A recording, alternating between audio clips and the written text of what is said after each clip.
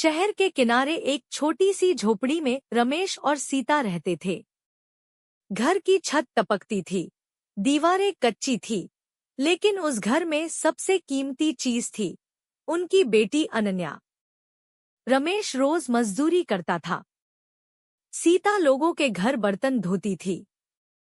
पैसे हमेशा कम पड़ते थे, लेकिन बेटी के लिए प्यार कभी कम नहीं हुआ। रात को अनन्या अपने माँ बाप के बीच बैठकर सवाल पूछती थी।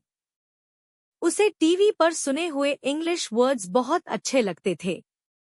अनन्या, पापा, फ्यूचर क्या होता है? रमेश मुस्कराया। फ्यूचर वो होता है जो हम तेरे लिए बनाना चाहते हैं। एक दिन अनन्या ने देखा, पास के बड़े स्कूल की बस से बच्चे उतर रहे थे। साफ यूनिफॉर्म, चमकते जूते और फर्राटेदार इंग्लिश। अनन्या दौड़कर घर आई। माँ, पापा, मुझे भी इंग्लिश स्कूल में पढ़ना है। सीता घबरा गई। रमेश चुप हो गया। उन्हें पता था, इंग्लिश स्कूल का मतलब बहुत सारा पैसा।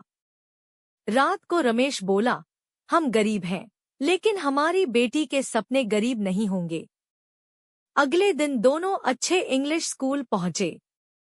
ऊंची बिल्डिंग, एसी कमरे, कॉन्फिडेंट बच्चे। ऑफिस में क्लर्क बोला, एडमिशन फीस बहुत ज्यादा है। रकम सुनकर सीता के हाथ कांपने लगे। इतना पैसा उन्होंने पूरी जिंदगी में एक साथ नहीं देखा था। स्कूल से बाहर निकलते ही सीता रो पड़ी। हम अपनी बेटी का सपना कैसे पूरा करेंगे? रमेश बोला, चाहे जान लग जाए, लेकिन बेटी पढ़ेगी। उस रात दोनों ने पैसे गिने, बहुत कम थे। रमेश ने दिन में मजदूरी और रात में दुकान साफ करने का काम पकड़ लिया। सीता ने और घरों में बर्तन धोने शुरू कर दिए। हाथ छिल गए, पैर सूज गए, लेकिन मुंह से एक भी शिकायत नहीं। अनन्या पूछती, माँ, आप थकी क्यों रहती हो? सीता मुस्करा देती, तेरे सपनों की वजह से।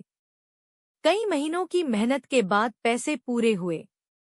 अनन्या को जब पहली बार इंग्लिश स्कूल की यूनिफॉर्म पहनाई गई, तो उसकी आंखों में चमक आ गई। अनन्या, पापा, मैं बहुत मन लगाकर पढ़ूंगी। रमेश ने उसे गले लगाया, आंखें भर आईं। स्कूल में अनन्या डर गई। बाकी बच्चे फ्लुएंट इंग्लिश बोल रहे थे। अनन्या के शब्द टूट रहे थे। एक बच्चा हंसा, तुम्हारी इंग्लिश तो बहुत खराब है। अनन्या चुप हो गई। उसने खुद को बहुत छोटा महसूस किया। घर आकर अनन्या कुछ नहीं बोली। सीता ने देखा, आंखें लाल थीं। पूछने पर अनन्या रो पड़ी। माँ, सब मेरा मजाक उड़ाते हैं। सीता ने उसे सीने से लगाया, बेटी, आज हंसेंगे, कल तुझसे सीखेंगे। अनन्या को ट्यूशन चाहिए था। फीस बढ़ गई। रमेश ने अपनी पुरानी साइकिल बेच दी। सीता ने अपनी चूड़ियां। रमेश बोला, सोना फिर आ जाएगा, बेटी का समय नहीं। एक दिन सीता काम करते हुए बेहोश हो गई। डॉक्टर बोला, बहुत ज्यादा काम कर रही हैं। अनन्या डर गई। माँ, मेरे स्कूल की वजह से आपको तकलीफ हो रही है। सीता ने कमजोर आवाज में कहा, तेरी पढ़ाई मेरी ताकत है। अनन्या रोज रात को इंग्लिश प्रैक्टिस करने लगी। गलतियां होती थी, लेकिन हिम्मत नहीं टूटी। एक दिन टीचर ने कहा, गुड इम्प्रूवमेंट, अनन्या। पहली बार अनन्या मुस्कराई। वही बच्चे जो हंसते थे, अब पूछने लगे, अनन्या, होमवर्क समझा दो। अनन्या को याद आया, माँ के शब्द। स्कूल में एनुअल कंपटीशन हुआ। अनन्या ने इंग्लिश स्पीच दी। माँ बाप के संघर्ष पर पूरा हॉल शांत हो गया। तालियों की गूंज गूंज उठी। प्रिंसिपल बोले, this girl is an inspiration. Ananya घर आई, ट्रॉफी हाथ में। रमेश और सीता की आंखों से आंसू बह निकले। अनन्या बोली, ये ट्रॉफी मेरी नहीं, आप दोनों की है। अनन्या बोली, अगर आप गरीब होते हुए भी मेरे सपने नहीं छोड़ते तो मैं भी कभी हार नहीं मानूंगी।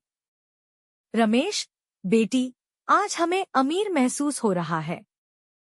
पैसा कम हो सकता है, लेकिन माँ बाप के सपने और हौसले नहीं।